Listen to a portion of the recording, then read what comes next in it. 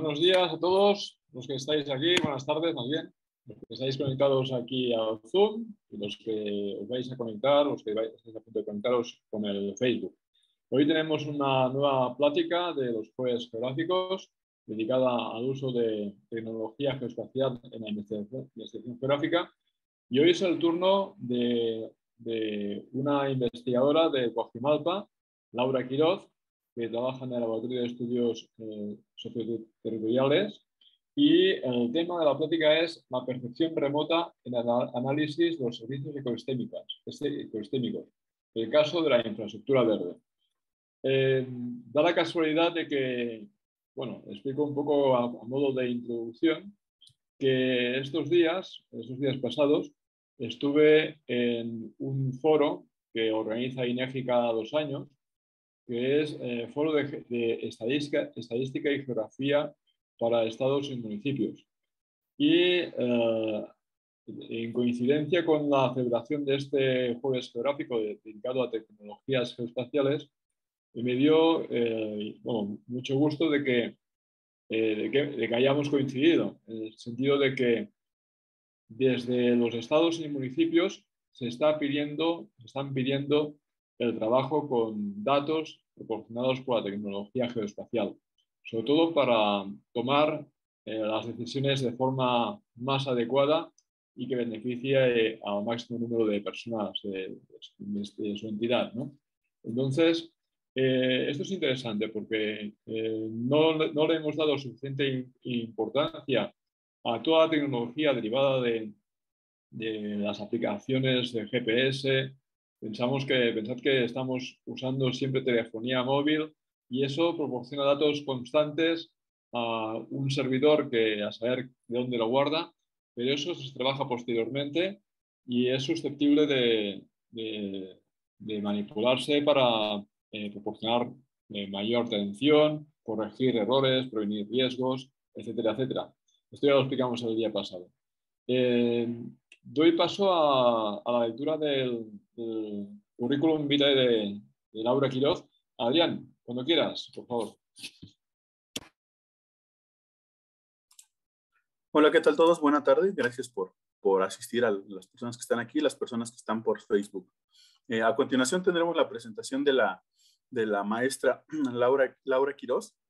Ella, como formación académica, ella es egresada de la Universidad Autónoma Metropolitana en Xochimilco. Es licenciada en biología de formación. Posteriormente realizó una especialidad en geografía y geomática. La llevó a cabo en el Centro de Investigación en Geografía y Geomática Jorge L. Tamayo, o bien conocido como Centro Geo. Además de ello, es maestra en Ciencias Sociales y Humanidades por la Universidad Autónoma Metropolitana, Unidad Coajimalpa. Respecto a su desempeño profesional, actualmente ella es o forma parte de los técnicos académicos titular en la Universidad Autónoma Metropolitana, Unidad Coajimalpa, y está adscrita al Laboratorio de Análisis Socioterritorial. Y además de ello al Departamento de Ciencias Sociales. Ha impartido UEAs en la licenciatura de Estudios Socioterritoriales que están relacionadas con la cuestión geográfica y básicamente respecto a sistemas de información geográfica, análisis espacial, estadística descriptiva e inferencial y metodologías cuantitativas. Además de ello, ha participado en proyectos de investigación para CONACYT y con diversas instituciones académicas, asimismo del gobierno en sus distintos niveles, y ha desarrollado investigación relacionada con temas de análisis territorial, como son percepción remota, sistemas socioecológicos, respecto al tema de pueblos mágicos, asentamientos humanos irregulares y a análisis de la infraestructura y resiliencia. Así que bienvenida, Laura, y gracias por tu participación. Muchísimas gracias a ustedes, a la coordinación de la licenciatura en Geografía. La verdad es que para mí es un honor poder participar con ustedes en los jueves geográficos que ya tienen su historia, ya tienen como sus antecedentes. Entonces, me siento muy halagada de poder participar el día de hoy con ustedes.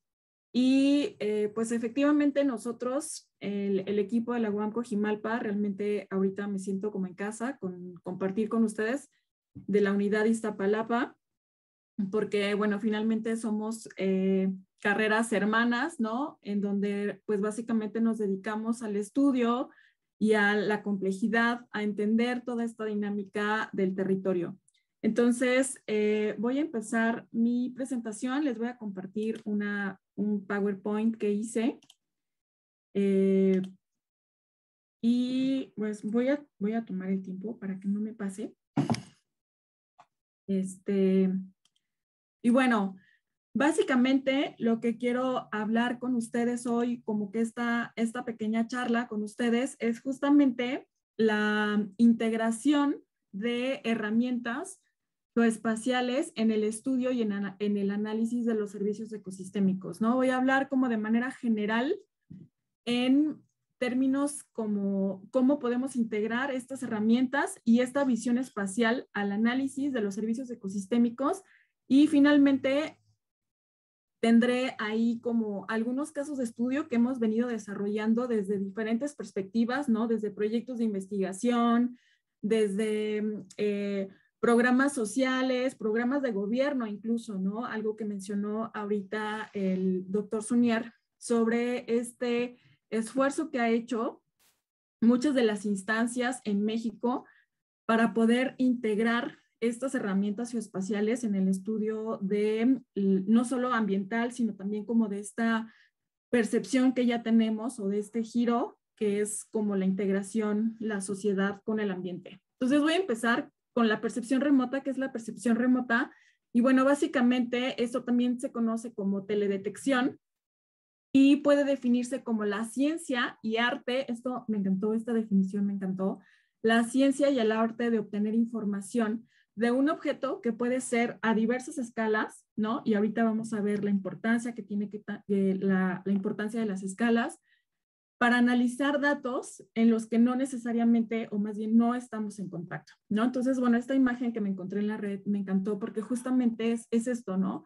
Los sensores remotos son equipos que nos permiten obtener información de un objeto que está localizado en el territorio y que además nos permiten transmitir una señal única de ese objeto, y gracias a esto nosotros podemos hacer diversos tipos de análisis, ¿no? Porque justamente lo que nos ofrecen es información de objetos en los que nosotros no estamos en contacto, pero que este objeto nos está diciendo algo. Entonces, ¿cuáles son básicamente las características que puede tener la percepción remota o todos estos objetos que están capturando información de todo aquello que se está representando en el territorio?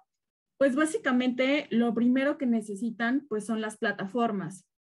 Y aquí en cuanto a las plataformas, digamos que tenemos 3 tipos de plataformas, y yo creo que actualmente sí hay como una referencia, sobre todo nosotros ahorita que estudiamos el territorio, que estudiamos el terreno, el espacio, ¿no? Estas plataformas sí pueden ubicarnos realmente a lo que estamos viendo o lo estamos analizando, ¿no? La primera son plataformas terrestres, ¿no? Que básicamente están ubicadas en vehículos, ¿no? No sé si ustedes en algún momento les ha tocado la suerte de poder ver estos carritos que van para capturar las imágenes en el Google Earth, Google Street Map, ¿no? Que es como un auto que va justamente a nivel suelo, ¿no? Capturando las imágenes para poder después integrarlas a las imágenes del Google Street View, por ejemplo, ¿no? Hay otro tipo de plataformas que son las plataformas aéreas, y estas básicamente son cámaras que son instaladas en algunos drones, que me parece que es lo que vieron en la sesión pasada, como toda esta utilidad que tienen los drones para capturar imágenes. O también se pueden hacer a través de vuelos, ¿no? En donde, bueno, se contrata un avión y este avión pues recorre ciertas zonas para capturar las imágenes, o las plataformas que son satelitales, ¿no? Y aquí en estas plataformas satelitales es en donde me voy a enfocar un poquito más, porque básicamente es en donde pues tenemos como mayor experiencia en el manejo de este tipo de imágenes que provienen de las plataformas satelitales. por varias cosas, en realidad porque la información que deviene de estas plataformas, básicamente para los estudios que nosotros hacemos, es mucho más útil por la escala a la que se maneja, ¿no? Entonces, bueno, este es un ejemplo, ¿no? De una fotografía aérea que tenemos de algún espacio, ¿no? Que me encontré por ahí. Y básicamente también lo que nos da y lo que nos representa este tipo de imágenes son como rasgos, ¿no? Que se pueden ver a través de técnicas de fotointerpretación, de técnicas de clasificación de imágenes, etcétera, en donde nos muestra justamente la dinámica territorial que existe en algún sitio, ¿no? Este es otro tipo de ejemplo. Esta es una imagen satelital. Si ustedes ven, realmente se ve, visualmente son diferentes. Visualmente, aunque puede ser la misma imagen y el mismo espacio territorial, digamos, la extensión que puede tener una y otra son diferentes, ¿no? La selección que nosotros podamos tener de las plataformas en realidad va a depender mucho de la naturaleza de nuestra investigación. Eso es como una de las cosas que quisiera dejarles, en que no es una mejor que otra, sino que más bien dependiendo de la naturaleza de nuestra investigación es como a nosotros nos puede quedar mejor el uso de un sensor por encima de otro. Entonces, a partir de aquí, básicamente, lo que quiero enfocarme es como en estos sensores más satelitales, ¿no? Porque en realidad, como tienen una mayor cobertura, ¿no? A nivel espacial, digamos, y también ahorita les voy a explicar esto de las plataformas espaciales, cómo es que normalmente están girando, ¿no? A través como de las órbitas de la Tierra. Entonces, esto tiene una gran ventaja porque nos permite tener fotografías del mismo sitio en diferentes momentos. Entonces, esta herramienta, digamos, es muy buena porque finalmente nos permite a nosotros como investigadores del territorio poder hacer análisis como en diferentes momentos, ¿no? Para hacer modelos de proyección, para conocer las dinámicas territoriales que se pueden conocer, para saber justamente los impactos que pueden tener los servicios ecosistémicos en diferentes temporadas del año, etcétera, ¿no? Entonces, por eso es que ahorita, pues les expliqué, ¿no? Que hay como diferentes sensores remotos que se pueden obtener, pero a partir de aquí, básicamente me enfoco más en los que son los sistemas que provienen de los satélites. Entonces, ya una vez establecidos aquí en los sensores satelitales, tenemos dos tipos de sensores. Los primeros son los que son pasivos, es decir, aquellos que en realidad dependen un poco de otras fuentes, como puede ser el sol, ¿no? Y los sensores activos, que en realidad es que ellos emiten su luz de manera artificial. Yo no sé si ustedes han tenido oportunidad de ver o de tener contacto con una imagen satelital y es como muy dependiente a veces justamente de estos, del sol, de la luz, incluso de las condiciones climáticas, ¿no? Entonces, este tipo de sensores casi en su mayoría son pasivos, aunque también tenemos ejemplos de sensores activos.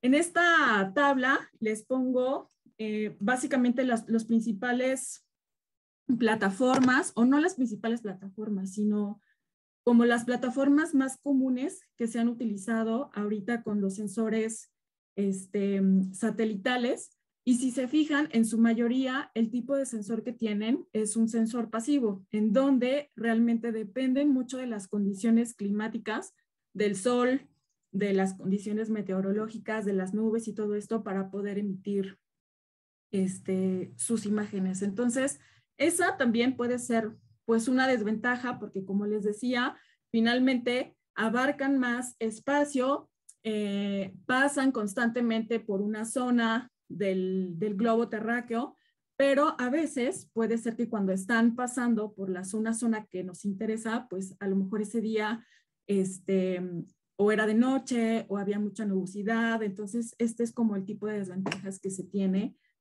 por ser sensores pasivos, ¿no? Entonces, bueno, ahorita sobre la resolución espacial y sobre el número de bandas espectrales voy a hablarle un poquito más adelante, pero quisiera que vieran sobre, voy a hablar algunas características principales, ¿no? Como de algunos sensores que son como los más comunes y los que actualmente podemos nosotros encontrar de manera como más fácil, ¿no? Y descargar información incluso de estos sensores. Entonces tenemos uno que es Landsat. Yo creo que este es como uno de los más accesibles de hace años. Entonces vean, tenemos diferentes generaciones de este tipo de sensores. Tenemos un Landsat 1 que fue lanzado al espacio desde 1972, ¿no? Y de ahí han venido como diferentes generaciones de Landsat. Actualmente tenemos la Landsat 8 que está transmitiendo imágenes. Y bueno, aquí lo que nos menciona es que los 4 primeros satélites que mandaron al espacio, pues ya ahorita ya no están en funcionamiento, pero en las páginas que normalmente se descarga información podemos encontrar todavía imágenes del Landsat 4, 5, 6 y bueno, la 7 y la 8 también son más potentes, integran más información y la gran ventaja de este tipo de satélites, que es estadounidense, es que se puede obtener las imágenes de manera gratuita. ¿Qué tipo de información se puede obtener a partir de este satélite Landsat? Pues tiene diferentes bandas, ¿no? Y a bandas me refiero como a filtros, ¿no? Porque finalmente es una imagen, entonces tiene diferentes filtros. Y cada uno de estos filtros nos da la posibilidad, si ustedes se fijan aquí en la tabla y en la descripción que hace la tabla, es que capta, digamos, como las características, ¿no? Cada uno de estos filtros capta diferentes características de lo que está presente en el territorio. Entonces, esto a nosotros nos sirve mucho para capturar ciertas características que tienen que ver o con cobertura vegetal, o con las características del suelo, o con la humedad, ¿no? Incluso, si ustedes se fijan, aquí hay una que ya se incorpora, que es la banda 6, que no solamente capta, digamos, como la luz o el reflejo electromagnético que pueden tener los elementos en el territorio, sino que se incorpora una banda que es termal. Entonces, esta banda termal es muy interesante porque en realidad es que hay estudios, ¿no?, que indican también o que han utilizado para cuestiones sobre todo del calentamiento en el mar o del calentamiento en algunas zonas terrestres. Entonces, esta banda también es muy, muy interesante, ¿no? Y sobre, digamos, la temporalidad en lo que este satélite está recorriendo y tomando fotos, ¿no?, de todo el globo terráqueo, pues básicamente nos dice, bueno, cruza por el Ecuador en dirección del norte a sur, ¿no? Y estos pues están todo el tiempo tomando imágenes y básicamente logra tener cada 16 días una imagen completa de todo el globo terráqueo, ¿no? Entonces, imagínense, realmente es como es muy rápida, digamos, como la toma de imágenes que podemos tener en este tipo de satélites. Y la gran ventaja es que se pueden obtener imágenes de manera gratuita. Ahorita les voy a pasar la plataforma en donde se puede descargar. Y bueno, voy a pasar a la siguiente plataforma, que es la plataforma Spot. Esta es una maravilla también. Esta es un satélite francés, ¿no? Y está aprobado desde 1978, o sea, ya también tiene muchos años, igual que el satélite Landsat, tiene diferentes generaciones, ¿no? Y aquí la frecuencia, imagínense, la otra era cada 16 días, esta la frecuencia que tiene es cada 2 o 3 días que podemos obtener los datos de cualquier zona del mundo. Sobre el satélite francés, México tiene como acceso, digamos, a estas imágenes, pero no de manera gratuita como en el caso de Landsat. Aquí hay un convenio que tiene el gobierno mexicano con el gobierno francés para obtener o que le dé las imágenes que se obtienen del territorio mexicano. ¿no? Desafortunadamente, y digo desafortunada, bueno, no sé si sea desafortunado o afortunado, la resolución que maneja este tipo de sensores es muy buena, digamos, tiene un tamaño de píxel de 10 metros. Cada uno de sus píxeles es como si estuviéramos viendo a 10 metros. Entonces, imagínense la potencia que tiene este tipo de sensores, que es una imagen que toma desde el satélite y que puede tomar imágenes del territorio con 10 metros de resolución.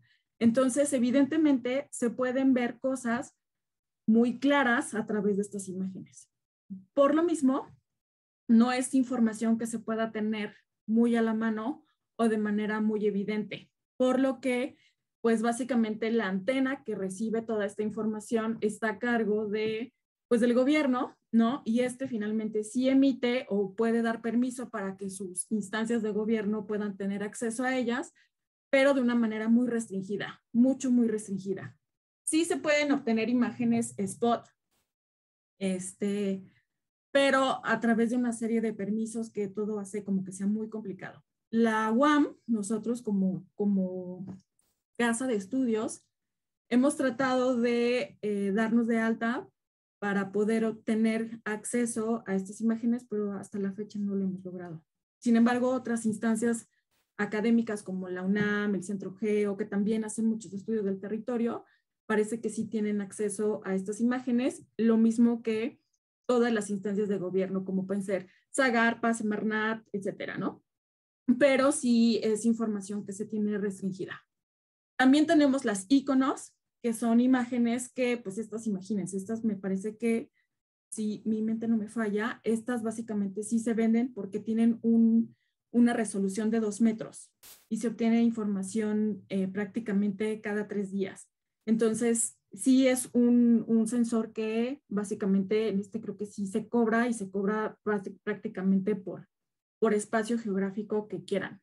Y actualmente están otras que han sido muy utilizadas, sobre todo para programas de investigación. Ahorita les voy a mostrar uno que se creó recientemente, que fue a través de la Conavio, en donde se hizo una actualización para identificar lo de la superficie de los manglares y se hizo completamente con imágenes Sentinel. Estas básicamente también se pueden obtener de manera gratuita y estas, al igual que las imágenes Spot, tienen 10 metros de resolución. Tienen, al igual que las imágenes Landsat, tienen diferentes bandas, que en realidad bandas me refiero como a filtros que capturan longitudes de onda que hacen que algunos rasgos que hay en el territorio se resalten más que otros, ¿ok? Entonces, hay otros, sí, por supuesto que hay otros, inclusive por ahí en algún momento leí que México tenía su propio satélite, ¿no? No sé si sigue en funcionamiento o no, pero hay una gran cantidad de satélites que siguen orbitando la Tierra y que pues proporcionan datos sobre sus imágenes, ¿no? Tenemos las QuickBird, las IRS, las ABRR, y pues ahí tenemos como varios ejemplos. Pero bueno, yo ahorita básicamente les di como las principales, que son las que en nuestra experiencia hemos utilizado y que además son como mucho más accesibles, bueno, a diferencia de las Spot y las las iconos, ¿no? Pero que son las que comúnmente se manejan en los estudios pues ambientales y todo esto. Sobre las generalidades que tenemos de las imágenes, tenemos 4 cosas que son importantes considerar cuando nosotros estamos haciendo un estudio de servicios ecosistémicos o un estudio ambiental, ¿no? Que tiene que ver con la resolución. ¿Por qué utilizar un satélite con respecto a otro? ¿Por qué elegí No nada más porque a lo mejor no tuve acceso o porque esto no se adaptaba bien a la zona que yo quería, sino más bien tener como los elementos suficientes para seleccionar el sensor que se adapte mejor al tipo de investigación que voy a realizar. Y esto tiene que ver con 4 tipos de resoluciones. Voy a empezar con la primera, que es la resolución espectral, y un poco tiene que ver con lo que les mencionaba de las bandas, ¿no?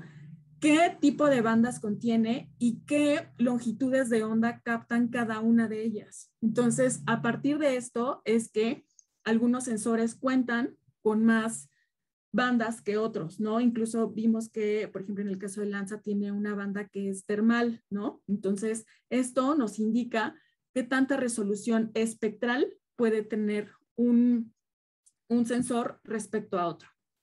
Hay otra resolución, que es la resolución radiométrica, que aquí tiene que ver, digamos, con el número de bits que maneja ya al interior de su información. Y esto básicamente lo que nos permite es tener una mayor amplitud en su campo de datos. Finalmente, lo que hace el sensor es que cada uno de los elementos que captura en el territorio, digamos, cada rasgo, lo transforma o lo traduce en valores numéricos. Entonces, entre mayor sea el valor, digamos, o la amplitud del rango numérico, evidentemente va a poder hacer que se vean más algunos tipos de rasgos, ¿no? O sea, vean, por ejemplo, aquí una imagen de 7 bits puede tener de 0 a 127, que son como, digamos, los rangos que puede tener para capturar diferentes valores numéricos, ¿no? Entonces, vean, la de 8, la de 9, la de 10. ¿Y cómo se ve esto espacialmente, o más bien no espacialmente, sino como a ojo, para que nosotros estemos viendo la imagen?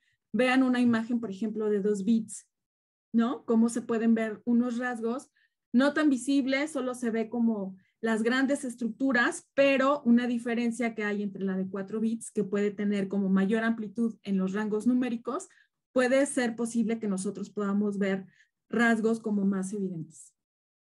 Y a mí una de las más importantes, ¿no? Que es la resolución espacial, que se refiere básicamente al tamaño del píxel, ¿no? Finalmente estamos hablando de imágenes, y esto yo siempre que hago como esta referencia de la resolución espacial a mis alumnos les menciono, es como si ustedes tuvieran una fotografía, ¿no? O sea, no es lo mismo cuando toman una foto y que ustedes la toman, no sé, desde su WhatsApp, que lo que hace es bajarle la resolución, justamente esto, para que no sea una imagen tan pesada ni nada de esto, pero al momento que ustedes la quieren ver y hacerla en grande, se pixelea mucho, es decir, el tamaño del píxel es muy grande y no logra transmitir como esta definición de los límites que nosotros necesitamos. Lo mismo pasa con las imágenes satelitales, ¿no?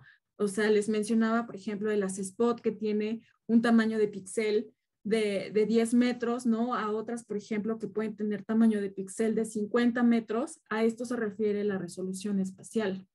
¿Cómo se ve? ¿No? Vean una imagen iconos de 4 metros de resolución espacial contra una imagen Landsat de 30 metros, ¿no? Es la misma zona, pero a esto se refiere la resolución espacial, que tiene que ver con el tamaño del píxel.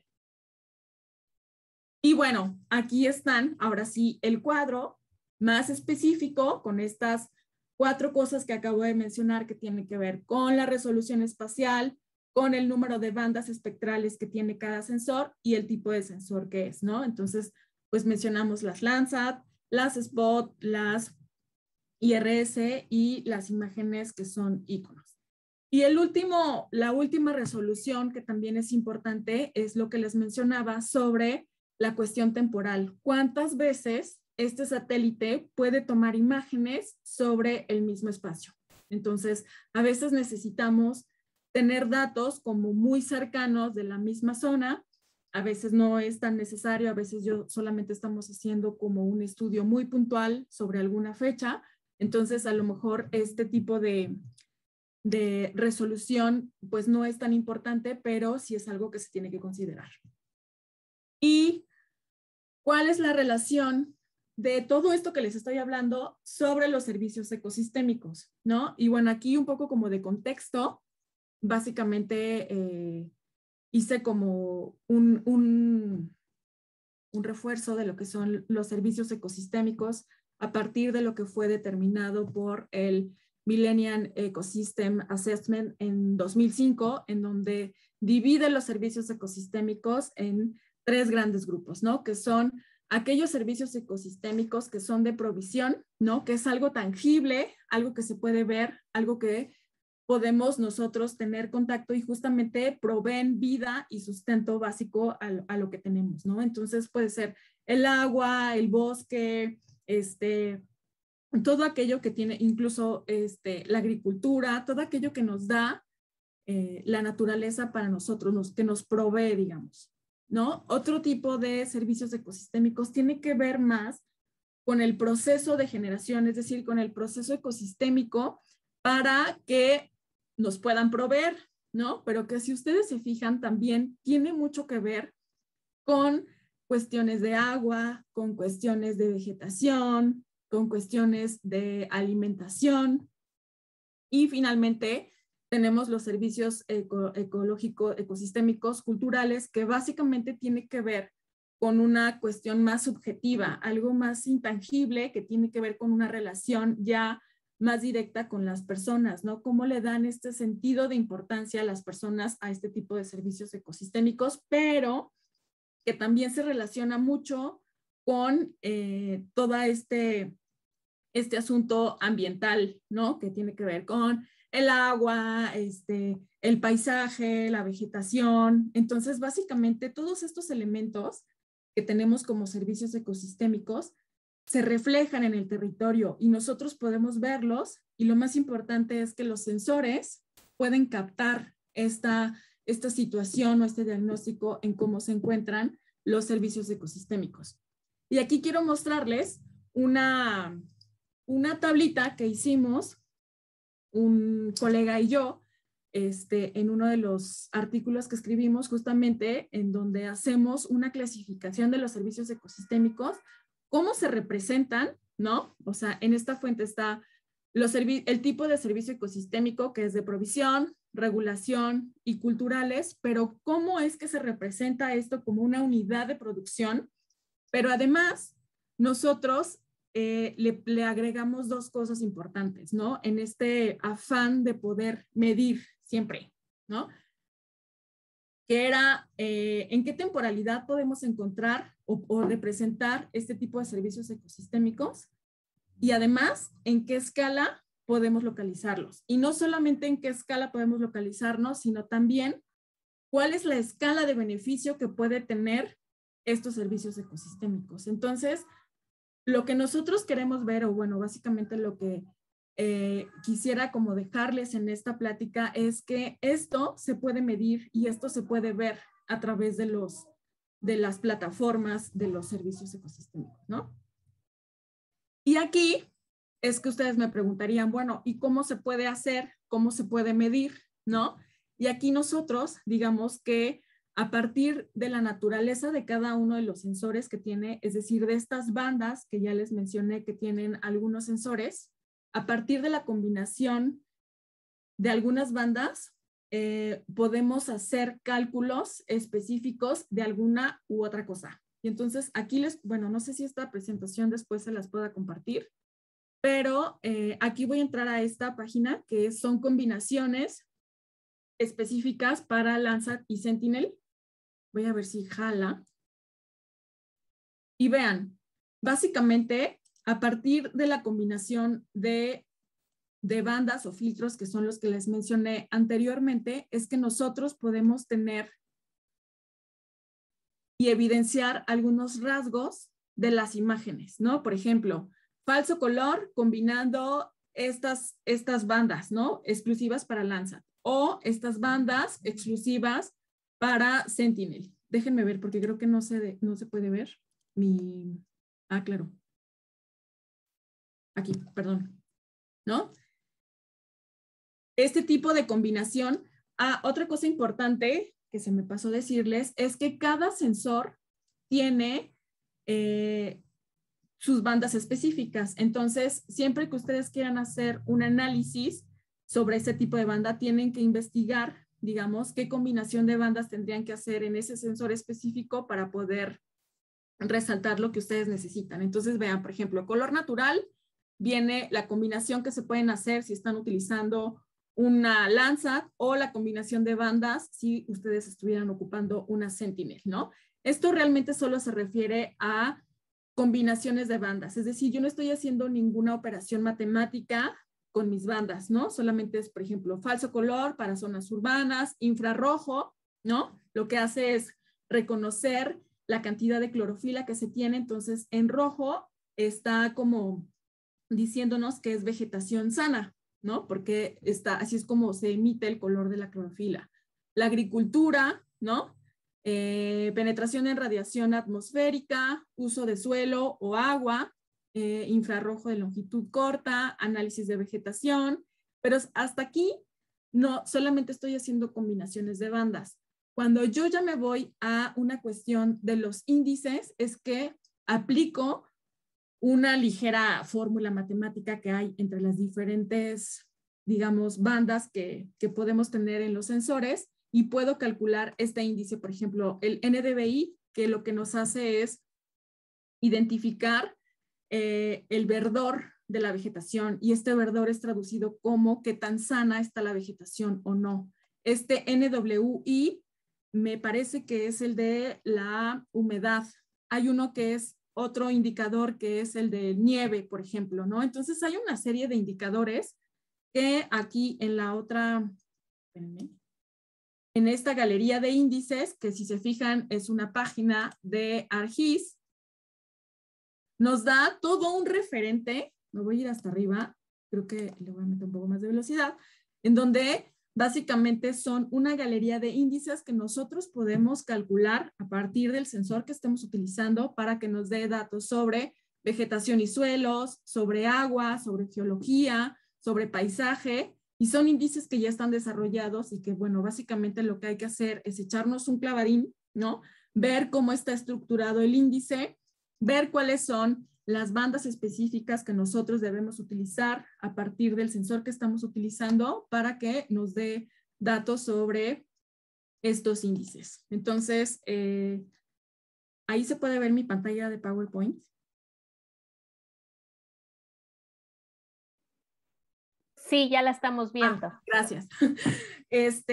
Ahora, ustedes me van a decir, bueno, pues sí se ve padrísimo, pero ¿y luego de dónde saco las imágenes? Bueno, aquí les dejo 2 ligas en donde podemos nosotros descargar imágenes. En esta plataforma que es la USGS, se pueden descargar imágenes Landsat, se pueden descargar como diferentes plataformas. Básicamente, pues ahí tienen que hacer una búsqueda, ¿no? Cargar un KML o un Shape y poder buscar primero la zona que necesitan y toda la lista de sensores que tienen disponibles esta plataforma. Pero no es la única. Hay muchísimas otras plataformas y aquí en esta aparecen diferentes grupos o plataformas en donde se pueden descargar imágenes. Entonces, me voy a ir, ya, digamos que ya hicimos como todo un análisis de la estructura de las imágenes, cómo funcionan, qué integran, sus características en torno a su resolución, etcétera. Pero ahora es cómo se ve esto o cómo hemos aplicado nosotros esto en el laboratorio donde yo participo, que es en el laboratorio de análisis socioterritorial. Y bueno, no solo en ese, sino más bien como en términos generales, cómo se han integrado estas herramientas al estudio de, ya sean en el primero que son proyectos nacionales, cómo es que se ha incorporado. Y el primero es el programa de Procampo, que ahorita creo que ya no se llama Procampo, se llama Producción para el Bienestar.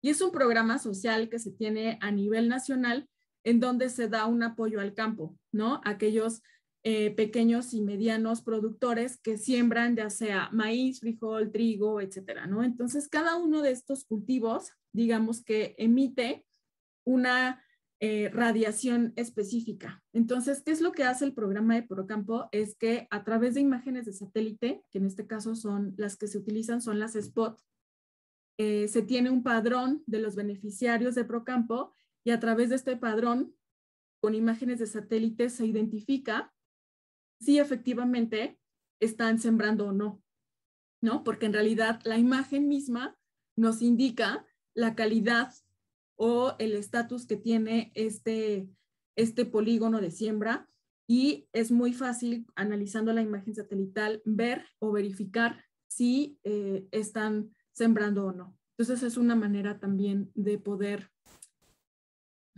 controlar o verificar.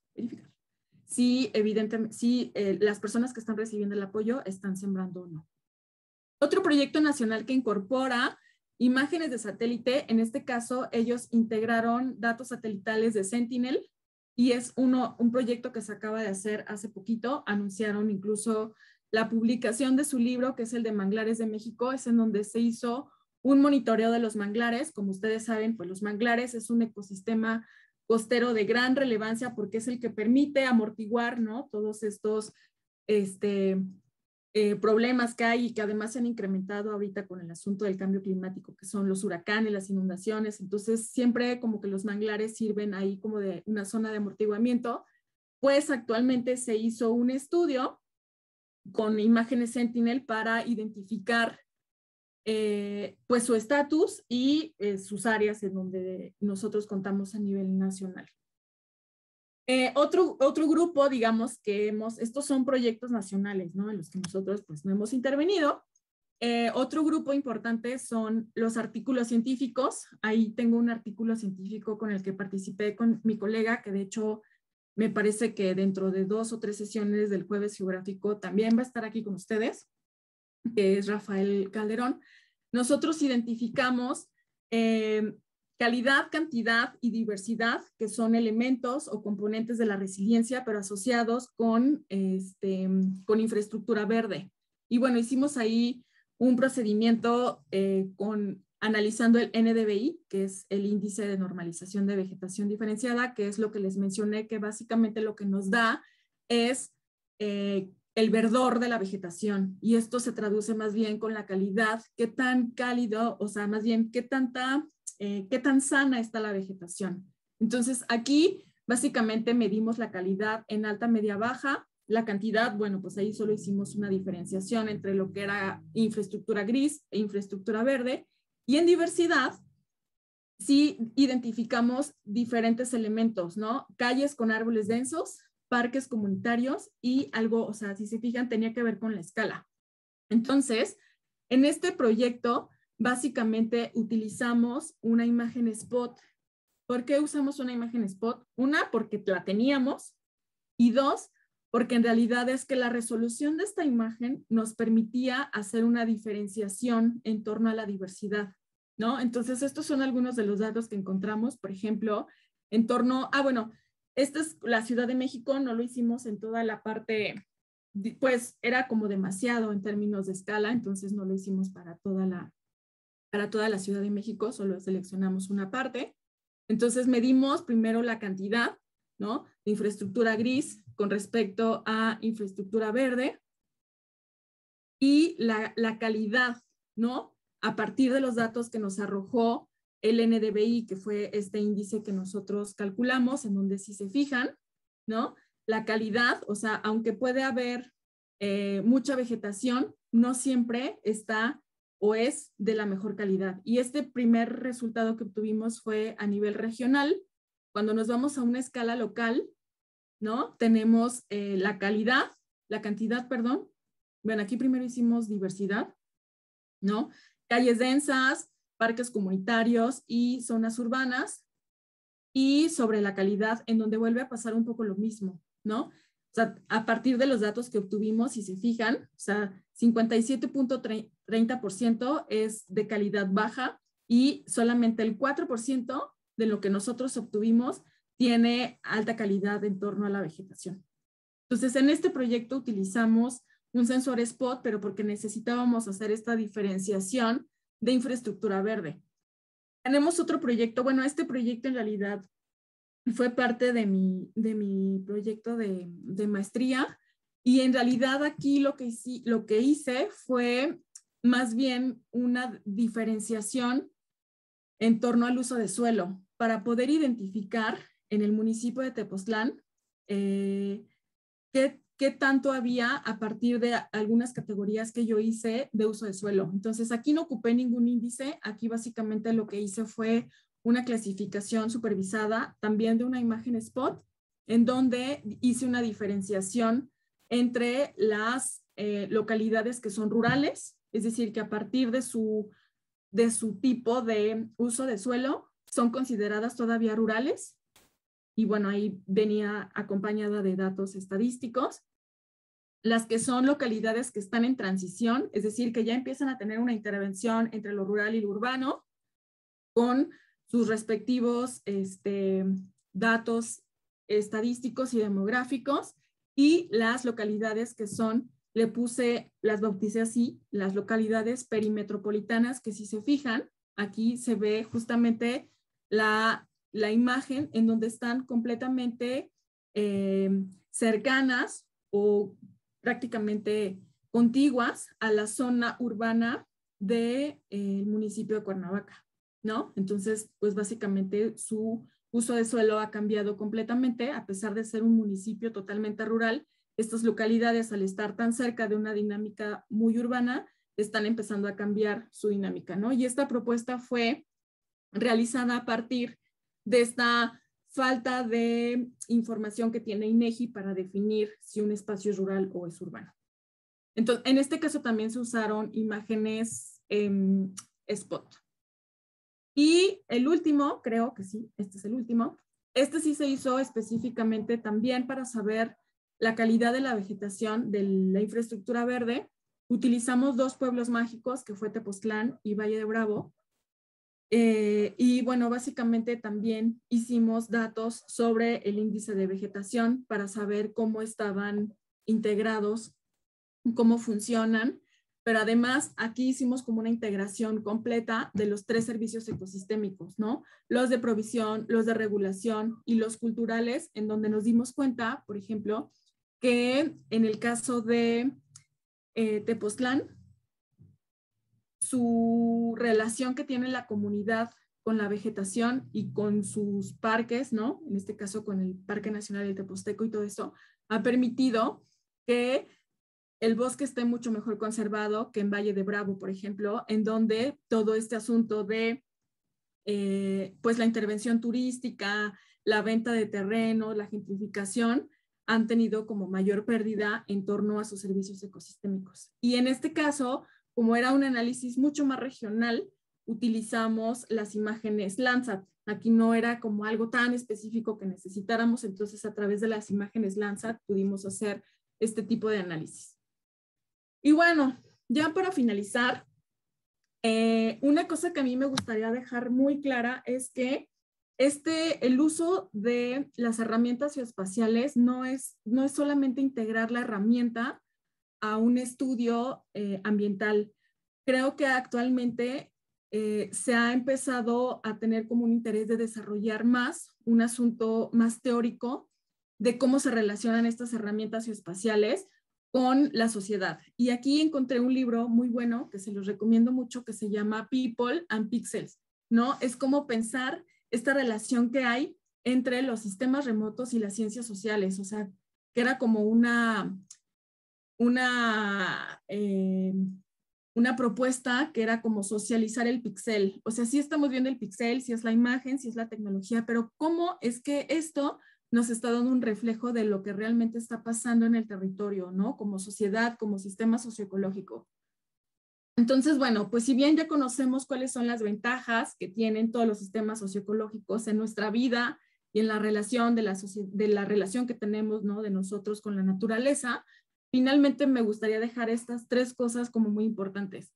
Incorporar una visión espacial a través del uso de herramientas tecnológicas nos va a permitir una investigación mucho más integral y más holística, ¿no? Que podría ser esta visión como de sistemas socioecológicos. Reconocer los rasgos en el territorio a partir de la compleja relación que hay entre la sociedad y la naturaleza nos permite integrar nuevas teorías, metodologías y campos de estudio. Y finalmente, la escala y la temporalidad de estudio son una herramienta fundamental para identificar dinámicas y cambios en los servicios ecosistémicos. Y es todo. Muchísimas gracias. No sé si...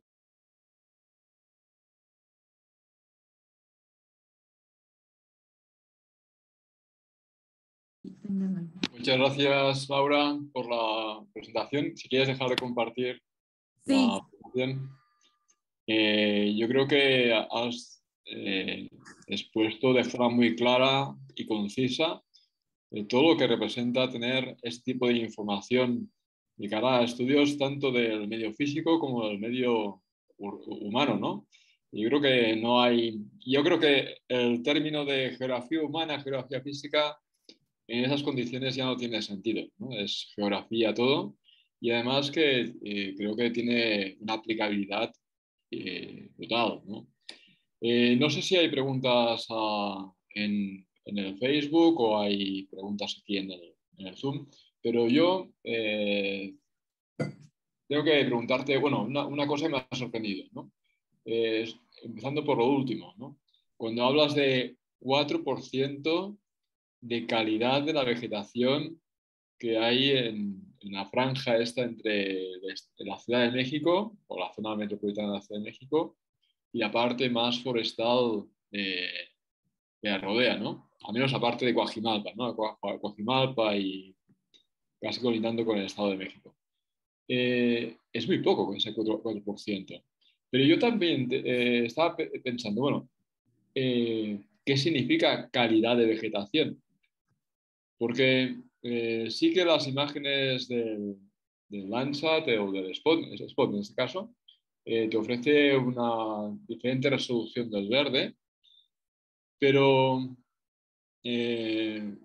no todo lo verde es bosque, ni todo lo que ni todo lo que es calidad significa bosque. Es decir, la vegetación es muy amplia, muy variada y puede ser una pradera tanta de calidad como un bosque. Es decir, ¿qué es lo que define la calidad?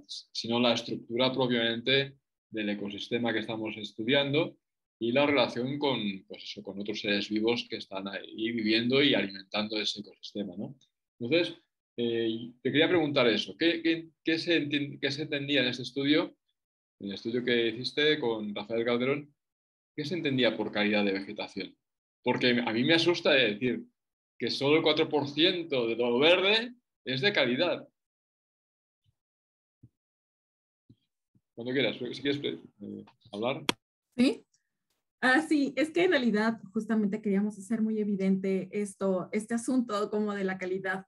Y tienes toda la razón, o sea, yo creo que ha sido, cuando hemos expuesto este proyecto, ha sido como una de las críticas que hemos tenido, justamente, ¿no? No todo lo verde es vida. Y en realidad, aquí no hicimos ninguna distinción, sí, sí he de reconocerlo, no hicimos como una distinción entre vegetación, aunque el sensor es capaz de reconocerlo, ¿no? Porque el sensor finalmente, cada tipo de vegetación tiene una huella espectral diferente. Nosotros en este proyecto no hicimos ninguna diferenciación en torno a los tipos de vegetación. Literal fue tomar infraestructura verde, es decir, con que contuviera clorofila, o sea, tuviera clorofila en su ser, digamos, fue considerado como infraestructura verde. Entonces, sí es una desventaja que nosotros tuvimos en este sentido, y básicamente lo que hicimos para establecer la escala de calidad en torno a la vegetación fue todo el muestreo que hicimos en esta zona que localizamos, aplicar el índice y a partir de este índice que nosotros tuvimos, poder integrar las categorías. Entonces, sí fue como digamos, fue un primer acercamiento que nosotros tuvimos en torno a hacer esta clasificación de los 3 componentes de la resiliencia, que era como calidad, cantidad y diversidad. Entonces, es una parte que nos falta identificar, además de, otra cosa importante, hacer un análisis temporal, ¿no? Porque en realidad no es lo mismo hacer este análisis en temporada de secas, por ejemplo, que en temporada húmeda, que en temporada de otoño. O sea, sí es como importante hacer ahora este mismo estudio, pero considerando diferentes meses incluso y poder hacer ahí un proceso importante para emitir nuevos datos. Pero otra pregunta ligada con esto. Hablas de la temporalidad, estacionalidad más bien, ¿no? La vegetación, pero también la historicidad de esta vegetación. Es decir, Claro. hicisteis la imagen, o sea, la fotografía de cómo está la cosa en tal año, el año que se hizo la imagen, pero la historicidad de esta vegetación también es importante. ¿Qué quiero decir? Me gustaría saber si vamos a peor o vamos a mejor. Si en el año 70 había más vegetación de calidad y vamos hacia una situación grave o al revés, ¿no? Entonces, esto estaría bien averiguarlo. Bueno, es una... Claro. Sí, sobre todo, por ejemplo, años como este, ¿no? Que es que hasta, o sea, las lluvias han tenido como un impacto en la vegetación, yo creo. O sea, yo solo tengo mente para a veces Tepoztlán, ¿no?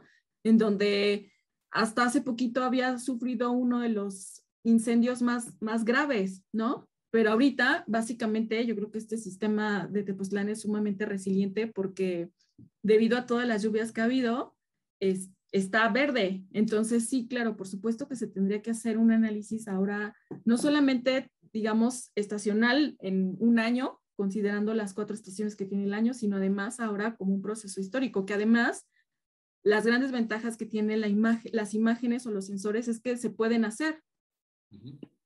Sí, bueno, una cosa que es fundamental es, en el caso de Tepoztlán, lo conozco bastante, porque toda la zona de allí, de montañas de Tepoztlán, las he recorrido bastante, la importancia de los bosques de encino. Tienen una capacidad de reverdecer y recuperar el tejido verde, digamos, ¿no? De una forma admirable, cosa que no sucede con las pináceas, ¿no? Pero también, por ejemplo, hay que decir que los incendios en Tepoztlán adquieren temperaturas más elevadas, más que los que pudiese haber, por ejemplo, en Coajimalpa, simplemente por la posición, ¿no? Quiero decir que un bosque de pináceas situado a nivel del mar quedaría arrasado. En cambio, aquí tenemos la suerte en la Ciudad de México y en zonas próximas que los incendios son de baja temperatura. Entonces también permite pues, un mayor reverdecimiento de la vegetación, ¿no? No es una cosa interesante. Y después, bueno, doy paso a las preguntas que tengo aquí apuntadas, ¿no? Me dicen desde el Facebook, estoy haciendo, de Leandro Palmeiro, estoy haciendo mi tesis sobre servicios ecosistémicos y cambios en las coberturas del suelo y me gustaría seguir su hilo de investigación. ¿Dónde te pueden encontrar para hacer esa investigación o para apoyar esa investigación? Que vayan a la UAM Coajimalpa. No, pues en la página de la UAM Coajimalpa tenemos una sección de los perfiles de los profesores, o también si busca directamente el Laboratorio de Análisis Socioterritorial UAM Coajimalpa, está las personas que participamos en este laboratorio, que muchos tienen, digamos, este perfil también muy espacial. En el laboratorio, bueno, ya voy a hacer un comercial del laboratorio, es un grupo interdisciplinario en donde trabajamos geógrafos, biólogos, sociólogos, ¿no? Entonces hacemos mucha investigación interdisciplinaria. De hecho, aquí hay 2 alumnos de socioterritoriales que les pueden hablar perfectamente de la licenciatura y justamente del corte que tiene el laboratorio. Entonces, por supuesto que sí, en la página viene, y si no también me pueden escribir a mi correo. No sé si lo puedo poner en el chat o si lo pueden compartir en el Facebook. Sí, en el chat, ponlo en el chat y ya. Ok. Lo voy a poner aquí en el chat. Es guam.guam.mx. Ahí está. Ahora, Anaí ha puesto... Anaí. Sí, Anaí es nuestra alumna. Traje porra. Y después tengo una pregunta. Ahorita, bueno, es alumna de ambas escuelas, está en Iztapalapa sí. y está en Coajimalpa.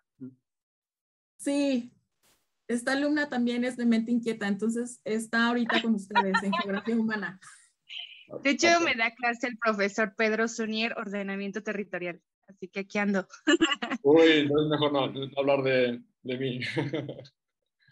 Hay otra pregunta de Hugo Cruz, que no sé si es alumno tuyo también, que dice, Laura, ¿cómo define la resiliencia de un ecosistema? Híjole. Aunque no es un tema que está trabajando, que no has explicado aquí, pero bueno.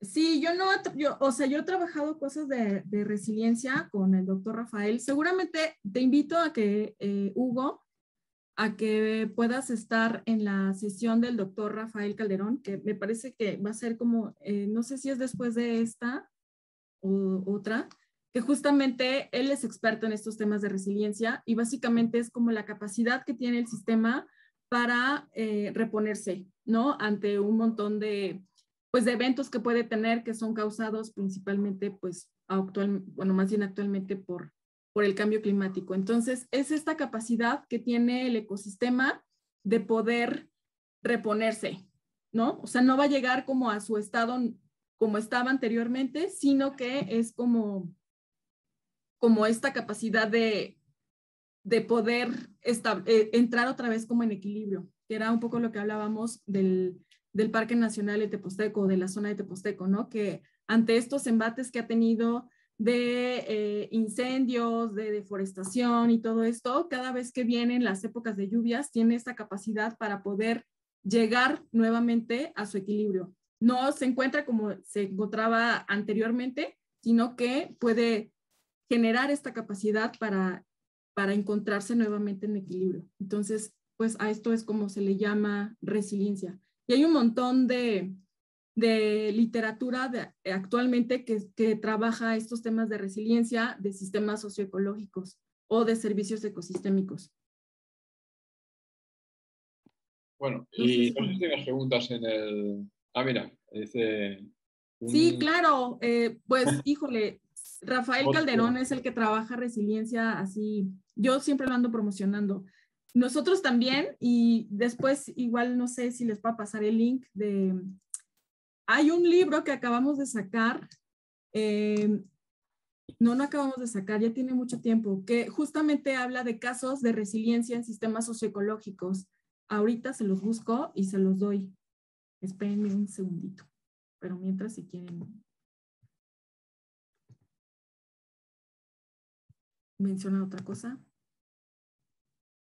ahorita lo busco. Estoy aquí atendiendo a todo el mundo. Dice Hugo Cruz a todo el mundo, ¿cómo podemos aplicar los estudios ecosistémicos para la toma de decisiones en los ayuntamientos tomando en cuenta los objetivos del siglo, ¿no? de desarrollo sostenible?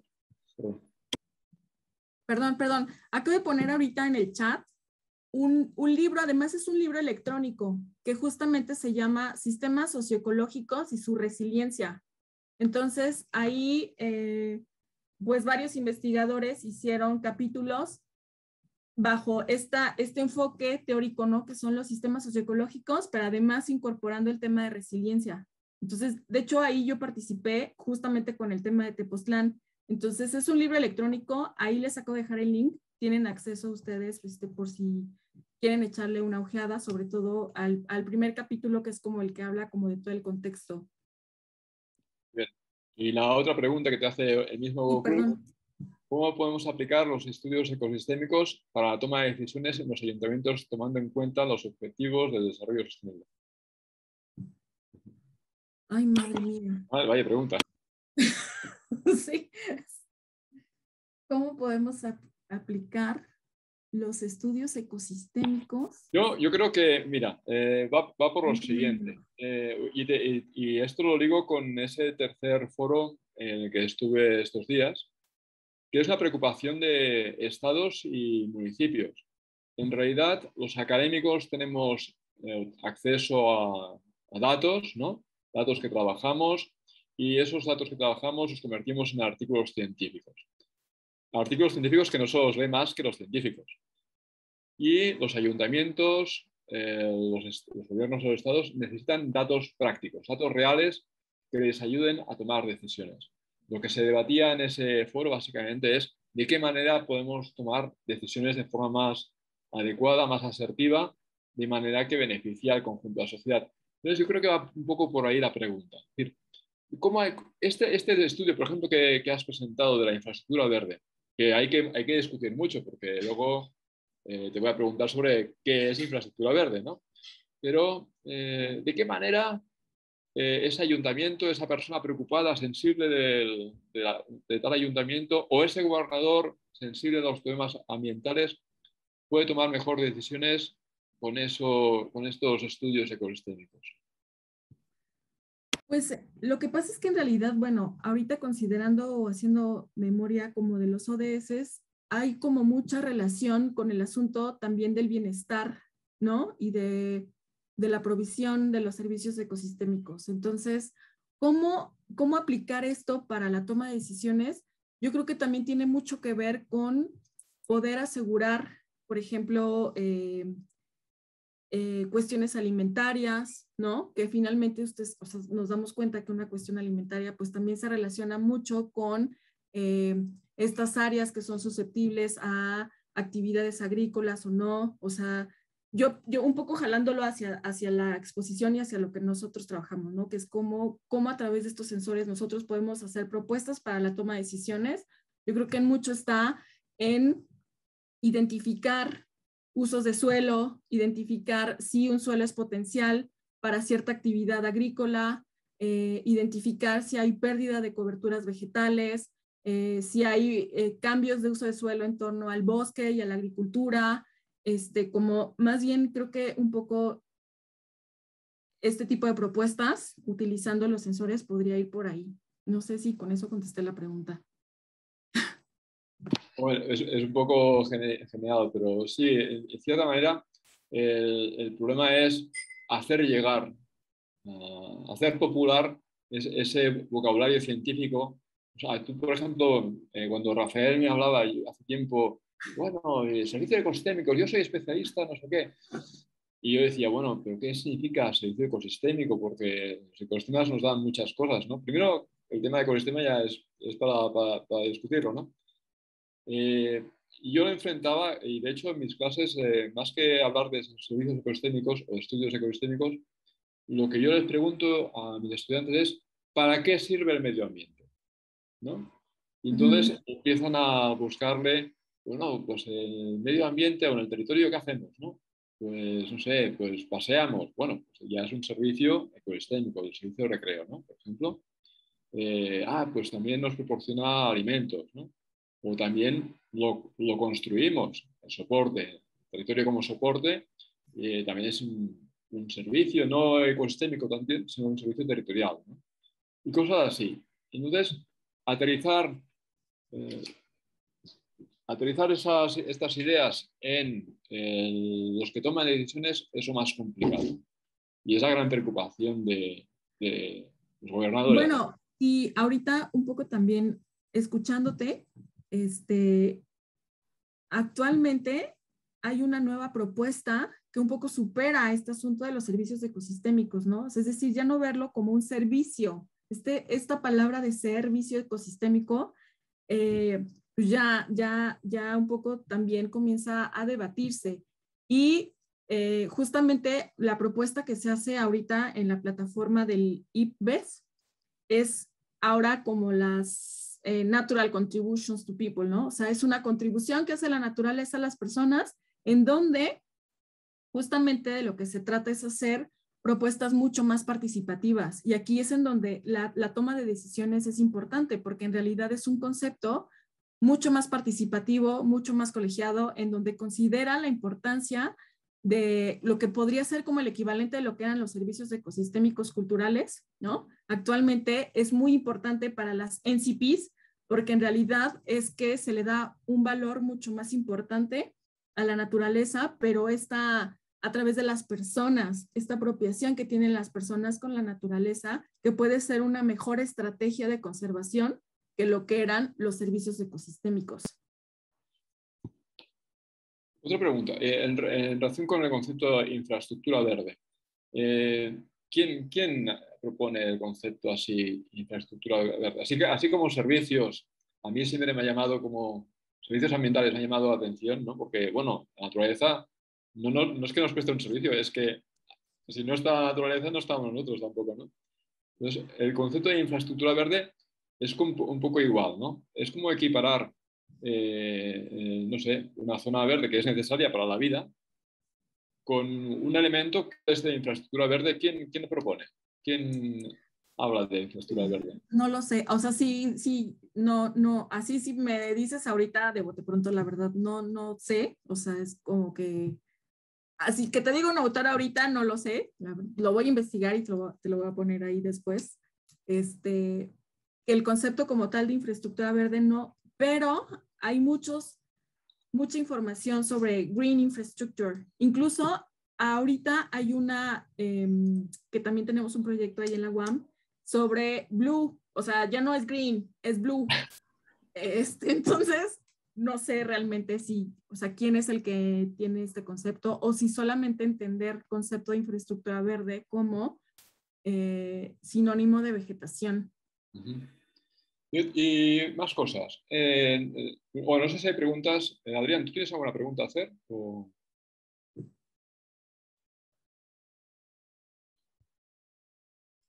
Era solo un comentario, bueno, y una observación. Cuando ella hablaba también de los distintos niveles de cobertura que podríamos tener a partir de un sensor, y retomábamos el asunto de los incendios en Tepoztlán, en Coajimalpa. Ahí me hacía liga un poco con la ponencia pasada, bueno, con la presentación pasada, que fue técnicamente sobre drones, y justo para las personas que apenas están integrando este mundo, a esta área de las imágenes y los sensores remotos, que incluso preguntaba, ¿no? ¿Cómo sabemos en qué momento nos conviene usar una imagen de cierto sensor o una imagen tomada con un dron o una imagen capturada mediante un vuelo? Y hace un poco clic con esta parte de los servicios ecosistémicos. ¿Por qué? Porque aquí estábamos teniendo un ejemplo de algo que se analizó mediante sensores remotos, es decir, una imagen de un área más extensa, pero que no nos deja ver más a profundidad, por ejemplo, una recuperación de una vegetación posterior a un incendio. El caso de Tepoztlán. A lo mejor si vemos solo la imagen de un sensor remoto, una imagen satelital, podemos tener la percepción de que la mayoría de la vegetación se está recuperando por la lluvia, por la ubicación en donde está, pero algo que nos comentaba se me olvidó el nombre del anterior ponente, pero que nos comentaba, el maestro, era que justo habían tenido un enfrentamiento, algo así, en una zona que se quemó cercana a la costa de Huatulco, Puerto Escondido, y que justo las imágenes no les permitían ver la recuperación hasta que hicieron un vuelo a menor altura, ya con un dron, y les permitía focalizar áreas más pequeñas que una imagen o un sensor remoto satelital no alcanzaban a mostrar. Entonces ya veían pequeñas áreas que solo mediante un vuelo y un sensor más específico sí podía detectar que la recuperación era diferenciada, es decir, había áreas verdes que tenían una recuperación más rápida, pero otras áreas en específico que no, y que incluso estaban mostrando ahí que ya no había una recuperación tal. Entonces, ahí es un ejemplo en donde podemos ver qué vamos a trabajar, qué queremos observar, en donde también podemos decidir por qué tipo de sensor o imagen, independientemente de si están o no a nuestro alcance, cuál es el que sería lo recomendado en este aspecto. Sí, en este sentido, la pregunta sería, bueno, ¿cómo decidimos el tipo de sensor que vamos a usar para estudiar tal cosa, ¿no? Así es. Pues, en vuestro caso, Laura, ¿cómo decidisteis esto? Porque en realidad es que, digamos que sí tenía mucho que ver con la temporalidad y con la escala. Mucho. O sea, y por eso ahorita en estos casos que expuse, justamente mencionaba eso, ¿no? En algunos casos no era necesario hacer como un análisis muy puntual y hacer una diferenciación en la infraestructura verde. Entonces, ahí, por ejemplo, seleccionamos imágenes Landsat porque el que tuviera un tamaño de píxel de 20 metros, 30 metros, o sea, como que no nos importaba mucho porque nuestro análisis iba a ser, o nuestra escala iba a ser mucho más regional, ¿no? Porque estábamos utilizando todo el municipio.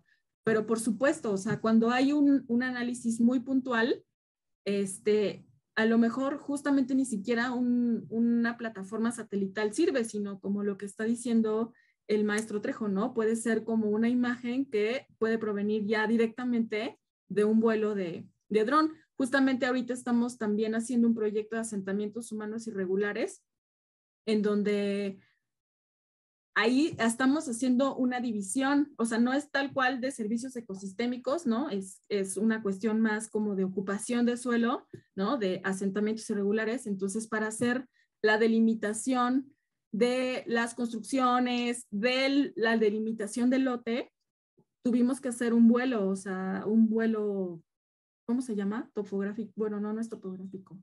¿Recuerdas tú, Adrián? Fotogramétrico. Fotogramétrico. Ya Porque estoy. la naturaleza del proyecto así lo requería, ¿no? Entonces, yo creo que la decisión está bueno, en el diseño evidentemente de la investigación, pero en torno a dos cosas, a la temporalidad que necesitamos y a la escala. Pero esto abre otra polémica, ¿no? En el sentido de que, bueno, está bien estos vuelos icarianos que dicen algunos, ¿no? Son muy interesantes, pero no es geografía. La geografía se hace con los pies. Entonces, al final hemos de ir al campo a revisar, ¿no?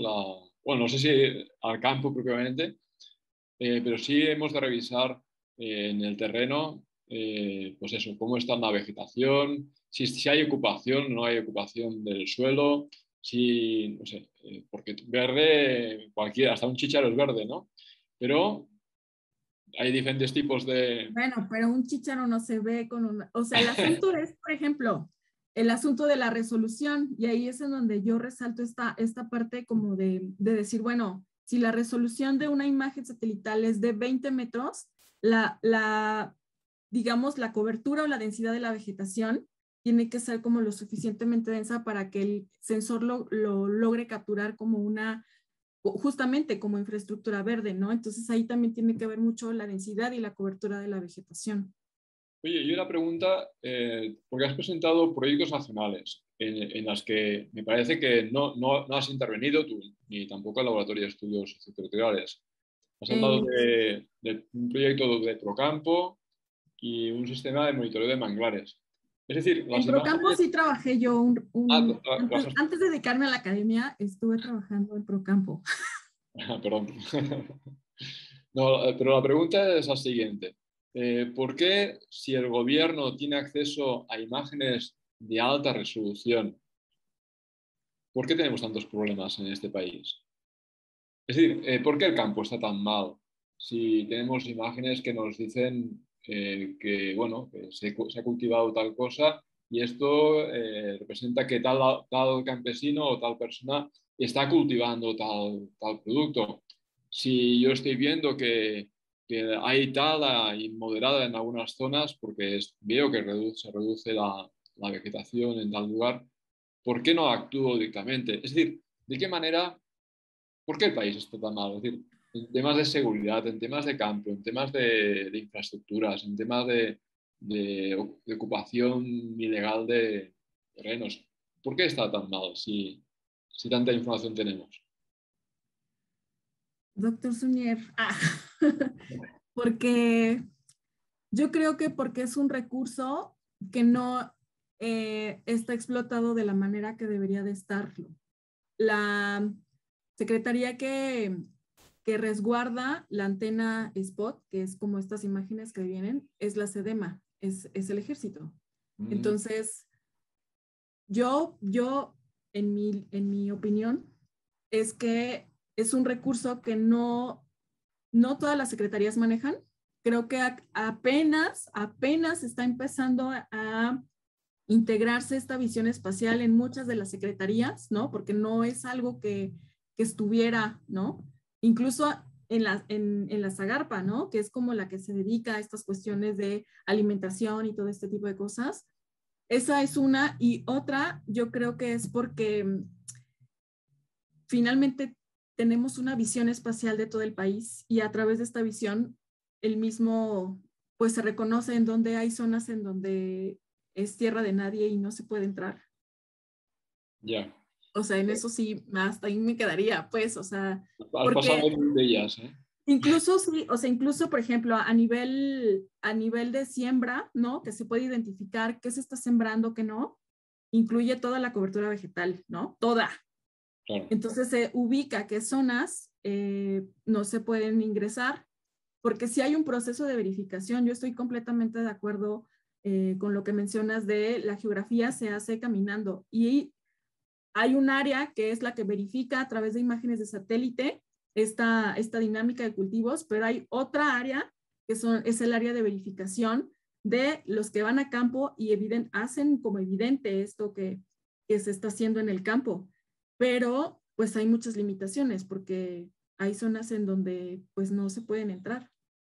Hay alguien que quiere entrar en polémica y dice, se llama Jesús Rinos, y dice, pero sí que se hacen cosas de verdad, ¿no? Y se han logrado pequeños o grandes cambios, como las maravillas que está haciendo la SEDATU. Pero yo no sé a qué se refiere, como no se explica un poquito más. Jesús, no sé si quieres entrar en el debate, pero preguntaría directamente te preguntaría, ¿qué ha hecho la SEDATU que se pueda entender como un gran cambio? Bueno, creo que a lo que me refería era pues como a los cambios integrales que ha hecho en muchas plazas municipales, ¿no? He estado en contacto con estos cambios y la verdad es que han hecho unos análisis integrales que tienen que ver justo con toda esta georreferenciación pues, de manera integral, ¿no? O sea, que sí es una gestión territorial, pero que desde luego implica transformaciones pues, en los entornos ecosistémicos y sobre todo en el impacto social que generan, ¿no? En esta discusión de que por qué se tiene esta información geográfica y no se aplica, ¿no? Bueno, pues en este caso creo que sí han habido muchísimos cambios y que actualmente se utilizan dentro de la Secretaría unos sistemas de información geográfica avanzados, ¿no? Para este reconocimiento desde un punto de vista arquitectónico. Pero pues desde luego que esta transición geográfica de estos sistemas, ¿no? Tecnológicos, ¿no? Y que cada día van cambiando a pasos agigantados, pues son muy lentas, ¿no? Porque justo como comentan, pues tal vez dentro de las secretarías hay procesos muy burocráticos que se tienen que enfrentar, ¿no? Digo, desde luego la capacitación de personal también es algo que a ver ralentiza muchas cuestiones, ¿no? Pero desde luego que, pues yo creo que sí hemos hecho una transformación muy evidente en cuanto al uso de todas estas perspectivas y conocimientos geográficos, ¿no? Muchas gracias por la intervención. ¿Quieres decir alguna cosa, Laura, al respecto? No, gracias a Jesús. Jesús es nuestro alumno también. Entonces, a mí me encanta cuando siempre podemos platicar justamente de esto. Entonces, claro que estoy de acuerdo con él. Ha habido como ya acercamientos, ¿no? Pero en realidad es que a veces son como pequeños esfuerzos que se hacen. Entonces, pues la idea sería como que todas las secretarías pudieran hacer una intervención ya geográfica, que implementen estas herramientas en sus estudios, ¿no? Porque a veces pasa que solo es como en algunas gestiones y ya después se olvida. Entonces, sí, estoy totalmente de acuerdo con Jesús. Sí, bueno, lo que está claro es que falta una política territorial de verdad, ¿no? ¿Qué quiere decir? Que todas las secretarías se pongan de acuerdo en trabajar conjuntamente, que los datos se compartan, que los técnicos que se dedican a interpretar estos datos, numerosos datos que hay, pues los lleven hacia cosas positivas, hacia la población, ¿no? Claro, porque finalmente es que el dato está, el dato se tiene, o sea, ahí está, solamente es que hay que traducir esto a acciones más concretas, a políticas públicas más integrales, más participativas, a toma de decisiones, ¿no? Ahí está, o sea, el recurso ahí está. Claro, y en última instancia, también México es un país muy grande.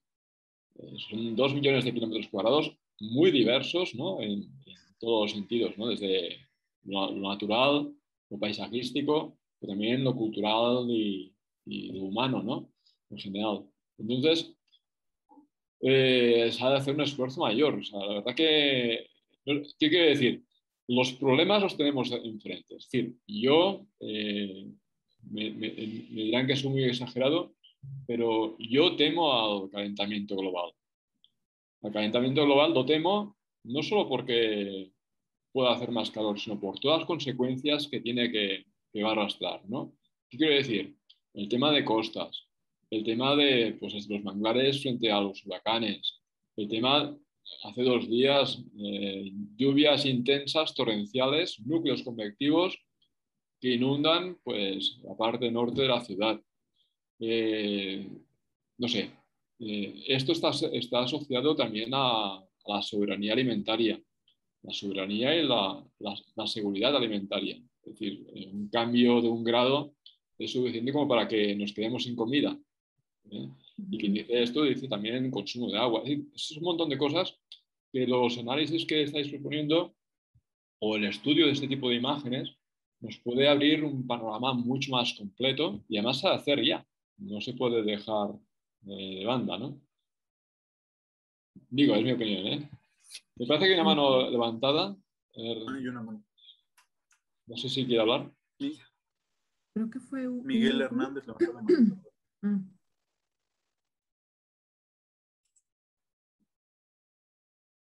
Bueno, fue una... Sí, no.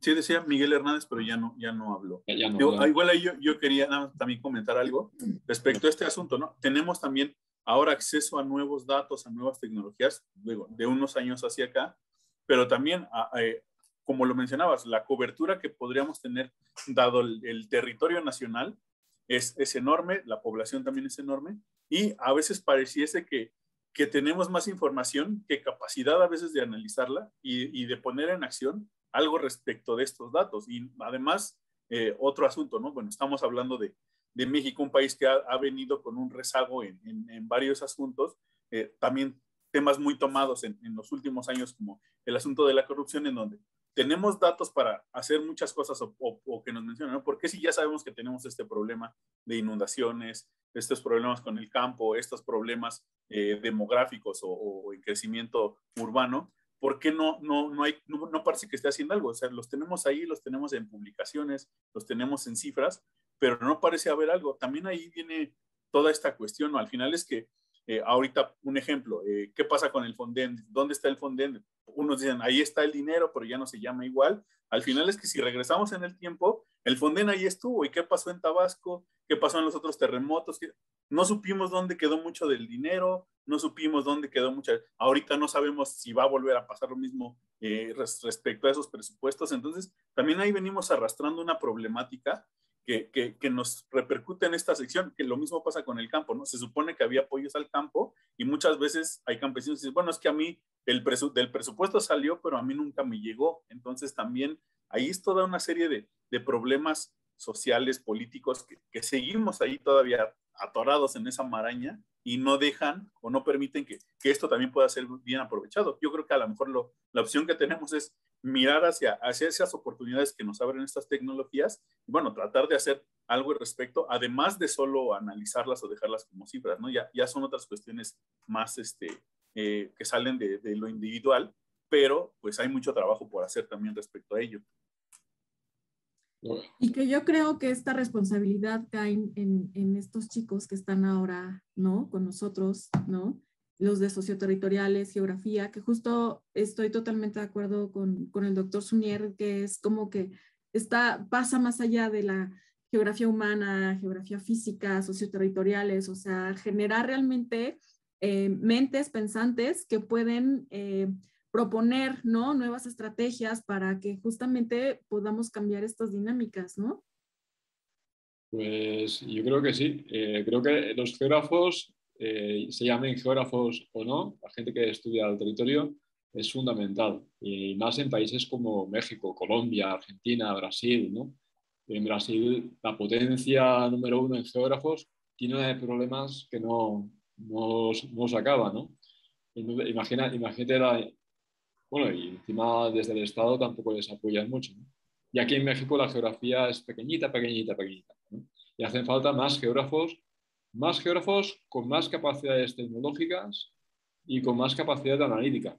Yo creo que ahí fallamos, al menos la licenciatura en la que estamos, falla por ahí. Que tenemos que juntarnos más con gente de Coajimalpa, con gente de otros lugares, para aprender mucho más y que realmente el trabajo de geografía humana sea mucho más aplicable o mucho más profesionalizante, ¿no? Es mi opinión, mi opinión. Totalmente de acuerdo. Bueno, ya son las 3 de la tarde, ya es hora de ir cerrando. Te quiero agradecer que te hayas tomado la molestia de venir por aquí y que sea virtualmente. Y vamos, yo creo que ha sido una plática excepcional. Creo que ojalá la movilidad no solamente sea de Coajimalpa para Iztapalapa, sino los 40 que tengo yo de geografía Claro que física sí. que vayan para allá. a estudiar más, ¿no? Pues quiero anunciar, a ver si puedo anunciar para la semana que viene la plática. Ay, la semana que viene, mentira, es festivo, es feriado, pero nos tomaríamos las sesiones el próximo 23 de septiembre. Entonces, lo que anunciabas tú, Laura, es la del doctor Rafael Calderón, que también hace el favor de estar por acá, con una plática, si no parecida, por ahí, a la que has presentado, que se llama Herramientas de análisis espacial para el estudio de los sistemas socioecológicos. Creo que también será una plática muy gratificante y creo que será no sé, de gran interés para todos este tipo de plática. Bueno, pues sin más preámbulos, voy a proceder. No sé si quieres decir alguna palabra más, Laura o Adrián. No, pues agradecer de verdad la invitación, tener un acercamiento justamente con ustedes, con la UAM Iztapalapa, con los alumnos de Geografía Humana y pues invitarlos también a participar con nosotros, ¿no? Y poder sumar. Entonces, muchísimas gracias por la invitación a los jueves geográficos. Muy bien. Adrián, ¿quieres decir alguna cosa? Igual agradecer y bueno, a lo mejor resaltar solo con muchos de los que nos están siguiendo o que posteriormente ven el video una vez que aparecen en otra red o algo, muchos son alumnos, muchos son o recién egresados, que también vean, ¿no? Que en torno a esta problemática que platicamos, digo, herramientas que son útiles para el saber geográfico o profesionistas que están en torno también a cuestiones sociales de ciencias de la Tierra, pueden ser útiles, pero también que vean esta área como una oportunidad, ¿no? Ver que hay huecos o áreas que a lo mejor no tenemos alguna solución final todavía y que son áreas de oportunidad en donde se pueden desenvolver, porque a veces están en la carrera todavía pensando, ¿no? ¿Qué voy a hacer después? Pues bueno, vean, hay áreas de oportunidad y dejar algo en claro, ¿no? Las herramientas nos van a servir siempre y cuando también tengamos la otra parte geográfica de saber cómo utilizarlas, cómo aplicarlas, ¿no? Una herramienta como tal a lo mejor va a quedar ahí como esas cifras o datos que generamos y no nos sirvieron para nada. Aprovecharlas para estas situaciones. Pues muy bien. Bueno, gracias por la compañía y la atención. Gracias agradecer a la maestra Laura también por la invitación y bueno, qué gusto tenerla por aquí. Pues agradecemos a Laura Quirós por su participación, a Adrián por haber organizado estas pláticas tan interesantes y a los que estáis aquí en el Zoom y los que nos estáis escuchando a través del Facebook, también agradeceros la paciencia. Hoy no ha funcionado muy bien mi internet, pero bueno, creo que lo hemos conseguido llevar adelante. Les esperamos el próximo 23 de septiembre con la plática del doctor Rafael Calderón y a la 1:30 como